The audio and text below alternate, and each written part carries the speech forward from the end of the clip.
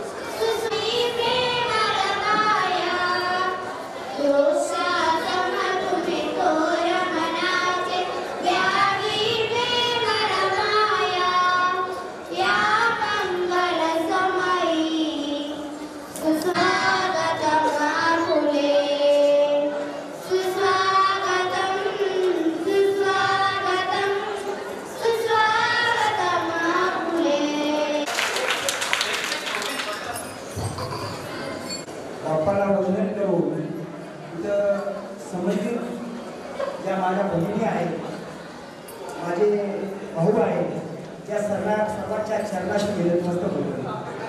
आधार तिथं आधार असतं हे महाराष्ट्रातील 3 जिल्ह्यातली बालकं या आधार तिथं आधार आश्रमामध्ये राहतात. त्यामध्ये 182 मुले आहेत, 168 मुलं आहेत. आधार तिथं स्थापन होण्याचा थोडासा मी गोष्वारा सांगतो. मी 1980 ते 85 BCV झालो, BGDIचा मी स्टुडंट. त्यानंतर मी ऑफिसर झालो, ज्या मंत्रालयामध्ये मी 19 वर्ष सर्व्हिस केली. माननीय मुख्यमंत्री मनोहर जोशी साहेब यांच्याबरोबर 269 तालुक्यातून मी हेलिकॉप्टरनं फिरलो. आणि अमरावती जिल्ह्यामध्ये दर्यापूर तालुक्यामध्ये पिंपरीस नावाचं गाव आहे, त्या ठिकाणी एक शेतकऱ्याने आत्महत्या केली. आम्ही 3 लाखाचा चेक त्या ठिकाणी दिला आणि परत आलो. आम्ही सगळे मित्र, वर्गमित्र ज्या गोरेगाव वसतिगृहाला शिकत होतो, ते गोरेगाव वसतिगृहातले सगळे काही मित्र कंपनी आहे ती आज खूप वेल सेटल आहे.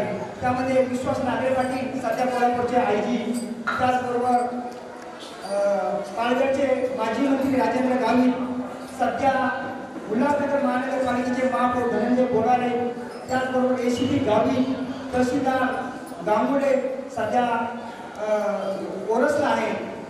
ही सगळी मंडळी वेगवेगळ्या क्षेत्रामध्ये आम्ही काम करत असताना मी त्यांना तो अनुभव सांगितला की आता शेतकऱ्याचे मुलं 80 साली आपण जेव्हा वसतिगृहात शिकत होतो त्यावेळी 10 पैशाचा चहा आपल्याला भेटत नव्हता. आम्ही दरवर्षी कॉन्ट्रिब्युशन काढून पंढरीच्या पांडुरंगाला 1 लाखाचं जेवण आम्ही त्या ठिकाणी फराळ द्यायचो आषाढी एकादशीच्या दिवशी. आणि मी हा प्रसंग सगळ्या माझ्या मित्रांना सांगितला. 6 महिन्याने त्या गावात माझ्या जाण्याचा दौरा लागला. त्यावेळेचे मंत्री गुलाबराव गावचे त्यांना मी सांगितलं की आम्ही 3 लाखाचा चेक त्या ठिकाणी ज्या बहिणीने दिला आहे त्या ठिकाणी पण जाऊन येऊ. आम्ही गेलो. अत्यंत वाईट परिस्थिती त्या बाईची. 22व्या वर्षी तिच्या 28व्या वर्षी तिच्या नवऱ्याने आत्महत्या केली. 2 मुली. आणि त्या सरपंचाला विचारलं, अहो मुली खूप वाईट अवस्थेत तिच्या घरामध्ये भांडण्यात केला, कशाचा याच्यात वाटा दिला नाही. जे पैसे तुम्ही दिले ते पैसे देखील त्या गिराने हिसकावून घेतले. खूप वाईट परिस्थिती. मला खूप वाईट वाटलं. मी परत आलो आणि सगळ्या माझ्या मित्रांना एक टुगेदर घेतलं. त्यांना सांगितलं, अरे 1 लाखाचा दरवर्षी आपण त्या ठिकाणी फराळ देतो. आपण शेतकऱ्याचे मुलं आहे, आपण हा प्रकल्प राबूया. सगळ्यांनी होकार दिला. 33 लाख रुपये जमा झाले आणि त्यातून 100 लाखांचा आम्ही जागा घेतली. पण हे करत असताना आमचा कोणताही ट्रस्टी, कारण सगळे आमचे ऑफिसर लोक आहेत, कोणताही ट्रस्टी माझ्या साहेब कोणी त्या ठिकाणी राहत नाही. ज्यांच्या नवऱ्याने आत्महत्या केल्या त्याच तरुण महिला आमच्या बरोबर आलेल्या आहेत, त्याच हे सगळं काम करतात आणि खऱ्या अर्थानं उभं राहण्याचं काम या मुलांना त्याच करतात. आणि म्हणून या मुलांची परिस्थिती अत्यंत वाईट आहे. मुख्यमंत्र्यांच्या मतदारसंघातला म्हणजे कटोल तालुक्यातला आमचा आयुष 9 महिन्यापूर्वी वडिलांनी आत्महत्या केल्यानंतर हा बघा 4.5 वर्षाचा मुलगा. त्याचबरोबर तुम्ही कळवण भागाची मंडळी आहे, तुमच्या कळवण भागातल्या 2 मुली वाणी समाजाच्या मुली कधी वर्गात जात नाही. दीप्ती ताता, प्रियंका ताता त्या देखील आमच्याकडे शिकल्या. त्यांच्या मुली आमच्याकडे आई वडील गेले. त्याचबरोबर तुमच्या समोर बसलेली जी मराठा समाजाची मुलगी आहे, काहीचं नाव 1891 मुलं आज वेटिंगवर आहे. आणि मराठा समाजाला ज्या ठिकाणी मोर्चे काढले, ज्या ठिकाणी ज्या सगळ्या छोट्या मुलीने जे भाषण केलं, जिच्या दोन्ही आई वडिलांनी आत्महत्या केली, ती आमची आकांक्षा आहे घेतं. मागच्या वर्षी मुख्यमंत्र्यांनी याच मुलांना बोलवलं आणि स्वतः विधान भवन चालू होतं. त्या विधान भवनामध्ये याच मुलांना 37 मिनिटं दिले. एका साईडने नारायणाने अजितदादा पवार उभे केले, एका साईडने सगळे मंत्री उभे केले आणि त्याच खुर्चीवर या मुलांना सगळ्यांना बसवलं आणि त्यांना सांगितलं की मी ते काहीतरी तुमच्यासाठी जरूर करेन. कारण या आश्रमाला 171 आमदारांनी भेटी दिल्या, 34 खासदारांनी भेटी दिल्या, 48 कॅबिनेट मंत्र्यांनी दिल्या, 3 राज्यपालांनी दिल्या, आत्ताच्या मुख्यमंत्र्यांसहित दोन्ही मुख्यमंत्र्यांनी या ठिकाणी भेटी दिल्या. पण यांचा प्रश्न सुटला नाही. त्याचं कारण असं आहे, यांना दररोज जेवणाचा प्रश्न आहे. म्हणून आम्ही शासनाकडे एक वसतिगृह मागितलं किंवा आश्रमशाळा मागितली. आमची फाईल सगळ्यात 200 टेबल फिरली आणि समोर तहसीलदार आहे किंवा मी देखील ॲडमिनिस्ट्रेशनमध्ये काम केलेलं आहे. सरकार एका चौकटीत चालतं आणि म्हणून 95% मुलं हे आमचे ओपन कॅटेगरीचे असल्यामुळे कोणत्याही प्रकारचं त्यांना काही घेऊ शकत नाही. जर तेच आदिवासी असते तर जरूर कुठल्यातरी आश्रमशाळामध्ये यांची वर्गवारी केली असती. पण आज अत्यंत वाईट अवस्था आहे आणि म्हणून हे मुलं जे आहे ते जुने कपडे घालतात. दररोज पहाटे 5 वाजता हे शाळेला जातात. पहाटे 5 वाजता उठता 12 ते त्याच्यामध्ये आम्ही तयार केलेले आहे. आणि म्हणून आमचा जो निधी असतो त्यातून आम्ही सगळे जे ट्रस्टी लोक सगळे कॉन्ट्रीब्युशन करतो आणि या मुलांना देण्याचा आम्ही प्रयत्न करतो. आणि म्हणून यांची ही जी व्यथा आहे आम्ही सगळीकडे फिरवली. मागच्या महिन्यामध्ये तुम्ही बघितलं असेल तर जंतर मंतरला दिल्लीमध्ये राजू शेट्टी बरोबर हेच मुलं त्या जंतर मंतरला त्या स्टेजवर होते आणि संपूर्ण 14 देशातल्या 14 राज्यातल्या शेतकऱ्यांना सांगत होते की आमच्या वडिलांनी चूक केली, तुम्ही कधी आत्महत्या करू नका. आणि म्हणून आमचे जे मुलं थोडासा कार्यक्रम आहे तहसीलदारांना देखील माझी विनंती आहे की तुम्हाला शासनाने सांगितलं आहे की तुम्ही प्रबोधन करा, पण ते प्रबोधन होताना हे मुलं तुमचे श्रीकांत जिचकर साहेब जे आहे अकोल्याचे कलेक्टर त्यांनी देखील या मुलांना घेऊन त्या भागामध्ये प्रबोधन केलं आणि खरोखर शेतकऱ्यांच्या आत्महत्या थोड्या प्रमाणात थांबल्या. कारण ही मुलं जे आहे एका जिल्ह्यातली नाही. आणि म्हणून आम्ही जानेवारीमध्ये नंतर बघत असेल जिजाऊची प्रेरणा घेऊन 15 जिल्हे आणि 7 तालुक्यामध्ये जातो. ज्या ठिकाणी शेतकऱ्यांनी आत्महत्या केली त्या गावाला शपथ देतो, त्या विधवा पत्नीला साडी चोळी देतो आणि हे मुलं सांगता की आमच्या वडिलांनी आत्महत्या केली, तुम्ही ती करायची नाही. आणि म्हणून मागच्या वर्षी कोपरी नावाचं गाव आहे बुलढाणा जिल्ह्यामध्ये, त्या बुलढाणा जिल्ह्यामध्ये एकाच 5 वर्षामध्ये 25 शेतकऱ्यांनी आत्महत्या केली. या मुलांनी प्रबोधन केल्यानंतर संपूर्ण गाव भरत होतं. आणि मुख्यमंत्र्यांनी देखील वाढदिवस साजरा करताना या मुलीने जे गाणं म्हणलं ते आकांक्षा पवार बोले तुम्हाला समोरचे मुख्यमंत्र्यांच्या डोळ्यातून आसू आले आणि त्यांनी सांगितलं मला एकच मुलगी या सगळ्या मुलींना त्यांनी पैंजण दिले, पैंजण देखील दिले स्वतः देवेंद्र फडणवीस साहेबांनी दिले. आणि म्हणून मी तुम्हाला एक विनंती करतो, एक शेतकऱ्याचा जीव वाचवा कोणत्याही प्रकारचं. कारण यांच्या सगळ्यांचे तुम्ही जर पंचनामे बघितले तर यांच्या वडिलांनी निश्चित आत्महत्या केली नाही, कुठेतरी दारूच्या लागले, जुगारीच्या याच्यात लागले, कोणाची तरी दुसऱ्या भावाने मुलीचं लग्न केलं म्हणून दुसऱ्या भावाने 14% व्याज काढलं आणि सगळ्या गावाला फेटे बाजार बसला. कशाला पाहिजे? आणि म्हणून सगळ्यांना माझी हीच विनंती आहे की एक प्रबोधन करा.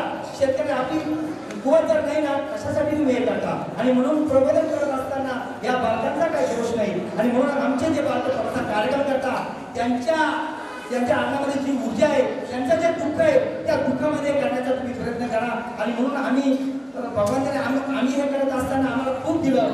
मी ज्या मुंबईमध्ये राहतो ज्या प्रभादेवी सारख्या ठिकाणी आपला एक माझा स्वतःचा पेट्रोल पंप आहे, माझी स्वतःचा 18 एकर द्राक्षाचा बाग आहे, माझे चुलते देखील चांदूर तालुक्याचे आमदार होते आणि डॉक्टर काका गायकवाड त्या घराण्यातला मी आहे. पण मला सगळे मनोदृष्टीनं सगळे शिकवलं, माझं आयुष्य सगळं मुंबईमध्ये गेलं. आणि याच्यामधून ते सगळे घेत असताना ज्या मुंबईमध्ये मी राहिलो त्या मुंबईमध्ये दररोज सोन्याच्या पांगावर झोपणारे मी माणसं बघितले, 1 रुपयासाठी मटण करणारी माणसं मी बघितले, वेश्या बघितल्या, प्रतिवर्ता बघितल्या, काही बरोबर येत नाही. आणि म्हणून स्वामी विवेकानंदांचं चरित्र जीवनात वाचण्यात आलं. त्यांनी असं म्हणलं की ज्याला विधेयचे असं पुसता येत नाही किंवा अनाथ आबाळांच्या तोंडात अन्नाचा घास सापडत नाही असा धर्म किंवा ईश्वर मानता तयार नाही. आणि म्हणून आज तरुण तालुक्यात आलेलं आहे, एक तुम्ही प्रतिज्ञा करायची, एका शेतकऱ्याचा जीव वाचवायचा आहे. कारण सगळ्यांचं खूप मोठं दुःख आहे. तुम्हाला ते थोडंसं वाटतं पण प्रत्येक जण वाटतं ती जिल्ह्यातली ही जी बालक आहे अत्यंत वाईट अवस्थेमध्ये हे जीवन जगत आहे. आणि म्हणून आपण एक प्रार्थना करूया की हा आश्रम बंद कसा होईल. कारण आश्रम वाढून उपयोग नाही. आम्ही त्या ठिकाणी या विधवा पत्नी 8 लेडीज ज्यांचं वय 30 वर्षाच्या आत आहे, ही समोर जी बसलेली पत्नी आहे तहसीलदार साहेब निपाळ तालुक्यात 3 वर्षापूर्वी जी गारपीट झाली तिच्या द्राक्षाचा जो मळा तो सगळा कोलॅप झाला आणि 4 लाखाचं कर्ज होतं. संपूर्ण हे गेल्या नवऱ्याने 32 वर्षी आत्महत्या केली, स्वतःचा मुलगा केली असं म्हणतात. तुमच्या तालुक्यातील जीवनासारखी बोलली बाप गेल्यानंतर जे वय होतं कळवणला हातामध्ये घेऊन कुठेतरी बाजारमध्ये फिरला की आश्रमाच्या याच्यामध्ये मुलांमध्ये कळवण चालतात वाईट. आणि म्हणून तुम्हाला माझी प्रेमाची विनंती आहे, देवाकडे बाप्पाकडे आपण हीच प्रार्थना करूया, शेतकऱ्यांच्या आत्महत्या थांबूया. बरोबर काही नाही, कारण या मुलींचे प्रश्न सुद्धा खूप मोठे खूप गण आहे. आणि आज 1800 मुलं आज मराठा समाजाची ही आमची परिस्थिती अत्यंत वाईट आहे. शेतकऱ्यांना मॅक्झिमम जो मराठा आहे त्यांनी आत्महत्या केलेल्या आहे. आणि ही सगळी मुलं येण्यासाठी उत्सुक आहे त्या ठिकाणी किती 1891, पण आम्ही त्यांना घेऊ शकत नाही. कारण संध्याकाळच्या वेळेला कधी कधी त्या भातामध्ये मीठ टाकून केल्यानंतर तुमचे कलेक्टर सुद्धा त्या ठिकाणी कालच्या दिवशी आले. कालच्या दिवशी गणपतीचं हे जे केलं ते पालकमंत्र्यांनी सुद्धा ह्या मुलांना बोलवलं, त्यांच्या हातून केलं. पण हे करतात मजा नाही. आणि म्हणून आपण शेतकऱ्याच्या आत्महत्या थांबूया. तुम्ही आमच्या मुलांचा कार्यक्रम शांततेने थोडा ऐका, त्यांच्या व्यथा ऐकून घ्या आणि त्याच शेतकऱ्याकडे पोहोचवण्याचा हे करा. तसेच साहेबांकडे दररोज शेतकऱ्यांचं दररोजचं येण्याचं आहे. आणि म्हणून त्यांना सांगा कोणाचीही बराबरी करू नका, अनितीनं वागू नका, व्यसन करू नका आणि कोणाची बराबरी करू नका. बरोबर आपण सत्यानं जर वागलं, नीतीनं वागलं तर याच ठिकाणी स्वर्ग आहे, अनितीनं जर वागलं तर याच ठिकाणी नरक आहे. आणि म्हणून जिल्हा परिषदेचे माजी सभापती असेल, आमचे भाऊ देखील जिल्हा परिषद सदस्य आहे. आता ही सगळी जी मंडळी आहे त्यांना मी प्रकारची हीच विनंती करतो की आपण एक शेतकऱ्याचा जीव वाचवण्याच्या प्रयत्नाला कोणत्याही हाताच्या सगळ्या गोष्टीला आणि साध्यापणामध्ये जरी करता कोणी जर फोर्च्युनर गाडी घेतली म्हणजे चोऱ्या माऱ्या गाड्याच्या व्याजाने पैसे काढायचे तर आपण ओढी घ्यायची याला अर्थ नाही. आणि म्हणून तो पर्याय ना तो शेतकरी आत्महत्या करतो. आणि म्हणून आमच्याकडे एक बुलढाणा जिल्ह्यातली मुलगी ती उभी राहते, तिला सांगतो जिच्या आईवडिलांनी दोघांनी आत्महत्या केली आणि तिथल्या जे आमदार होते ते मोठे शेतकरी होते, त्यांचं नाव सांगतो सानंदा, त्यांनी जी सगळी जमीन हडप होती पर्यायाने आईवडिलांना आत्महत्या करावी लागली आणि पर्यायाने एकाने सहज प्रायव्हेट दाखल केलं. महाराष्ट्र शासनाला 10 लाखाचा दंड तिच्या पडला गेला. ही सगळी जमीन नंतर परत दिली आणि सानंदाला अटक करावी लागली. हे आश्रमाचं ते त्याच्या कुठेतरी उपयोग पडली असती गावच्या सरपंचाने तिला आणून टाकले. अशा वेगवेगळ्या भागाने जर तुम्हाला बघितले त्याच्यावर गप्पा तुम्ही ऐका. आणि आता मी जास्त काय बोलत नाही आणि म्हणून सगळ्यांनी या ठिकाणी आल्या सगळ्यांच्या चरणाशी पण मी परत नतमस्तक होतो. माझी करू शकतो त्या राजाने मुलांना बोलला आम्हाला पहाटे 5 वाजता निघायचं आणि म्हणून लवकर जास्त हे काय करताना आम्ही आपण कार्यक्रम सुरुवात करूया. गणपतीच्या बाप्पाला आपण आलोय, गणपतीच्या गाण्याला सुरुवात करूया. चला लवकर. रोज धडपडतो तोही बाप, पण दुर्दैवाने त्या सगळ्यांना तो बाप नाही आहे. एक वेळ आई होता येईल पण बाप होणं अशक्य. मी विनंती करतो की सर्वांनी दान धर्म करून बाप माणूस व्हा, हीच अपेक्षा. ही संधी आहे कर्तव्य बाप म्हणजे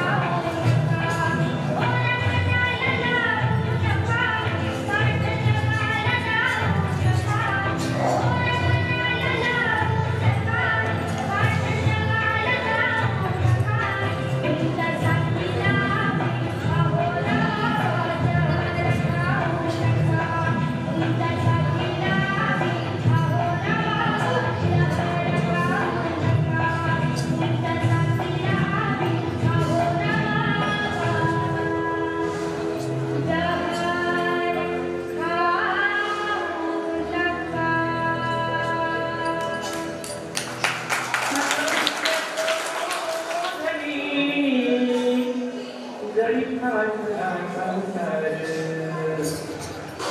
नका धीर तोडू तरी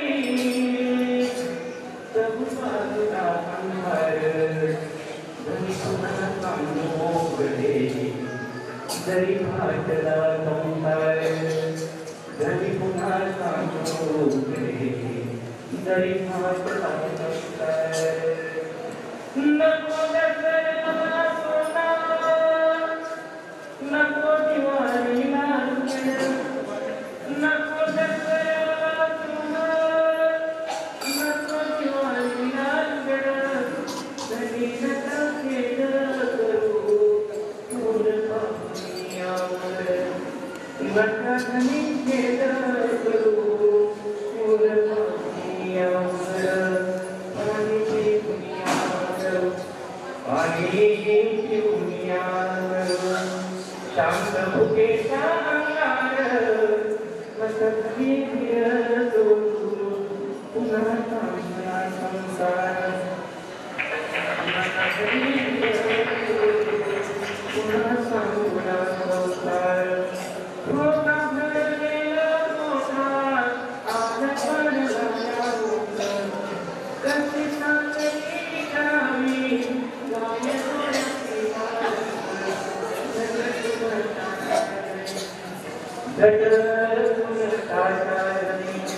आले वाईट विचार तरी पुन्हा सांगू करे तरी पुन्हा सांगू.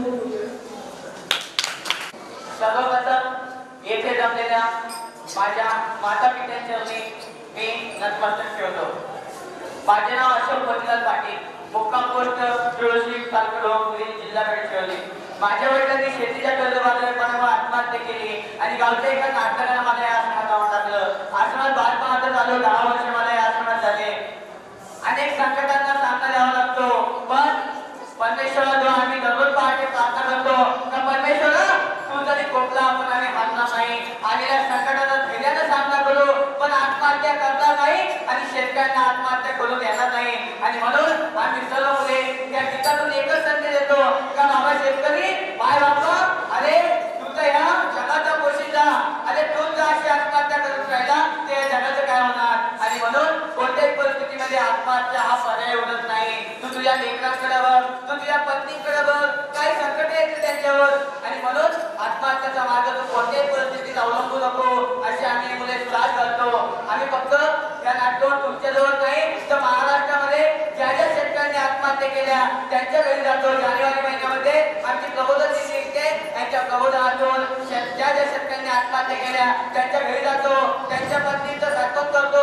तुमच्या राज्य घेऊन माणसं आमच्या आश्रमात येतात, काही पैसे येतात, त्या पैशाची साडी घेऊन आम्ही त्यांच्या घरी जातो आणि त्यांचा आर्थिक पोषणाचा प्रयत्न करतो. तर ते नव्हे तर आम्ही देश व्यवस्था करण्याचा प्रयत्न करतो. 26 ऑक्टोबरमध्ये ज्या वीरांनी बलिदान केलं त्यांच्या मुंबईला आम्ही कविताताई करकर यांच्या घरी गेलो होतो आणि त्यांना सुद्धा आम्ही जे काही पैसे लोकांकडून मागितले होते 3,000 ते त्यांना सुद्धा आम्ही घेऊन गेलो होतो.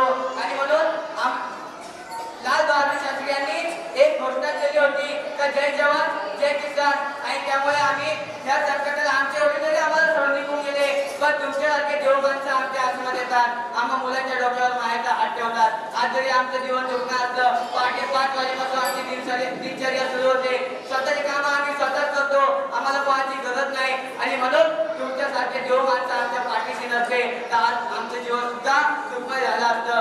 आज तुम्ही तुमच्या मुलांना जवळ घेऊन बसतात. मला माझ्या आई वडिलांची आठवण येते, मला कोण जवळ घेणार. आणि म्हणून आई वडील हे बाळाचे आई वडील असतात. आई वडिलांची माया दुसरं कोणी देऊ शकत नाही. काका कोणी कामाचं नाही, भाऊ कोणी कामाचं नाही, बहीण कोणी कामाचं नाही. मोठी फक्त आई वडीलच कामी असतात. आईची मोठी सांगताना एक कवी सांगतो की आई ही काय असते, दुधावरची साय असते, लंगुड्याची पाय असते, वासनाची गाय असते आणि अनाथ बाळाची माय असते. आणि म्हणून मातेचं प्रेम जरी आम्हाला भेटलं नाही, मातेचं प्रेम जरी आम्हाला भेटलं नाही तर नक्कीच तुमच्यासारख्या देव माणसाकडून नक्कीच आम्हाला मातेचं प्रेम भेटेल. आज आधार कळवून आदर्श सोशल तर्फे आम्हाला येथे बोललं, आम्हाला जी भरभरून मदत केली तर नक्कीच भावी आयुष्यामध्ये आम्ही या आदर्श सोशल ग्रुपचा आदर्श घेऊ आणि नक्कीच आम्ही समाजामध्ये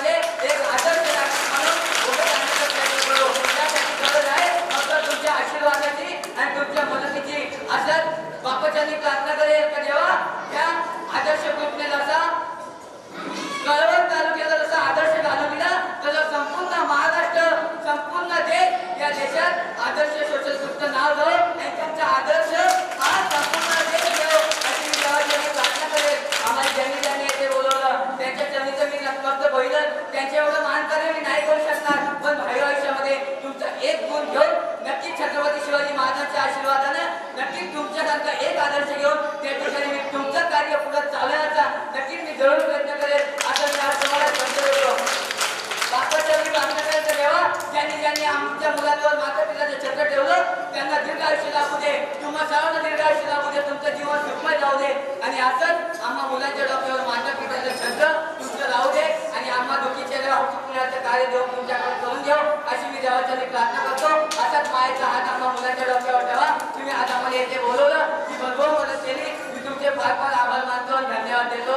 जय 1,11,11 रुपयाची निधी दिलेली आहे. पर्वत शहरात गरजूंसाठी प्रथमच माणुसकीची योजना यांनी उभी केली आहे. मुख्य प्राण्यांसाठी गावात 20 ठिकाणी पाण्याची सोय यांनी केली आहे. तसेच जानकारी विद्यालयात विद्यार्थ्यांना शुद्ध पाण्याचे फिल्टर दिले आहे. त्याचबरोबर आजच्या या कार्यक्रमात या आदर्श ग्रुपने एक आदर्श ठेवून आदर्श आश्रमातील मुलांना 150 ब्लँकेटची भेट सुद्धा दिली आहे. एकदा माझ्या ग्रुपसाठी जोरदार तालुका पालघर जिल्हा जळगाव येथे जमलेल्या माझ्या सकल मराठा बांधवांनो, तुम्हाला माझा प्रेमाचा जय जिजाऊ. आज आपण येथे 350 वर्षानंतर एकत्र आलात याबद्दल आभार. आता आपल्याला कोणीही रोखू शकत नाही. आता आपल्याला कोणीही रोखू शकत नाही आणि आपल्या पुढे कोणीही रोखू शकत नाही. ही एकजूट अशीच ठेवा. ही एकजूट अशीच ठेवा. भविष्यात तुमचे आहे. आज आपण सरकारकडे दाद मागण्यासाठी आलेलो आहोत. 1 वर्ष उलटून गेलं तरी त्या कोकणीतील क्रांतिज्योतीला न्याय मिळालेला नाही. अत्याचार करणाऱ्या नराधमांना अजूनही फाशी दिलेली नाही. आजही या राज्यात मुलींवर व महिलांवर अत्याचार होत आहे. ज्या राज्यात राजांनी शेतकरी बांधवाचा गवताच्या काडीला देखील धक्का लागू दिला नाही, तोच शेतकरी बांधव आज आत्महत्या करतोय. माझ्याही आईवडिलांनी दोघांनी आत्महत्या केली, पण मी खचलेली नाही. मी मराठा शेतकरी कुटुंबात जन्म घेतला. यात माझा काय दोष? मी काय गुन्हा केलाय? मी सरकारला एकच कळकळीची विनंती करते, शेतकऱ्यांच्या शेतीमालाला हमीभाव मिळावा, स्वामीनाथन आयोग लागू करावा आणि मी मोठे होऊन डॉक्टर होणार आहे आणि शेतकऱ्यांची सेवा करणार आहे. मी आदर्श ठेवलाय शिवाजी महाराजांचा, मी आदर्श ठेवलाय जिजाऊचा, मी आदर्श ठेवलाय सावित्रीबाई फुलेंचा.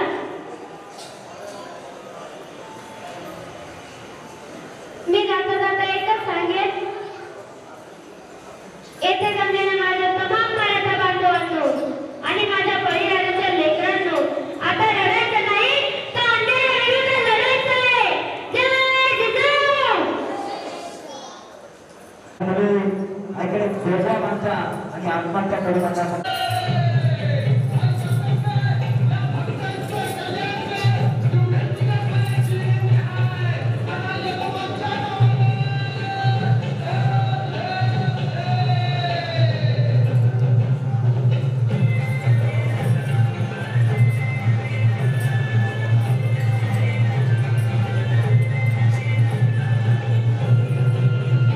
आता तिने पुढं प्रकटली भवानी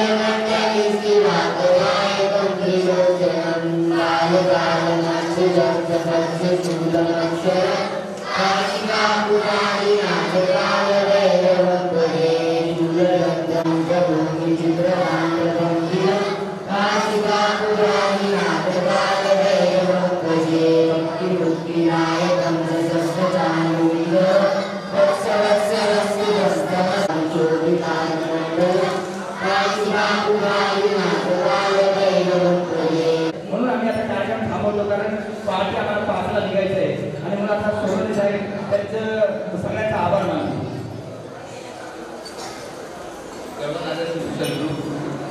आपल्या सर्वांचे सहर्ष स्वागत आहे, धन्यवाद देतो. इतक्या वेळ तुम्ही सांगितले आणि आमच्या सर्व हे जे अनाथ नाही म्हणतात आणि ते आपल्यासोबत बसलेलं आहे, त्यांचं सर्वांची जी व्यथा ऐकून घेतली, तुम्ही सर्वांनी कबुली त्याबद्दल कळून आल्यानंतर ग्रुप अध्यक्ष, उपाध्यक्ष आणि खजिनदार सर्व कार्यकारिणी मंडळ आपले सहर्ष आभार मानत आहे. आणि कार्यक्रम संपला हे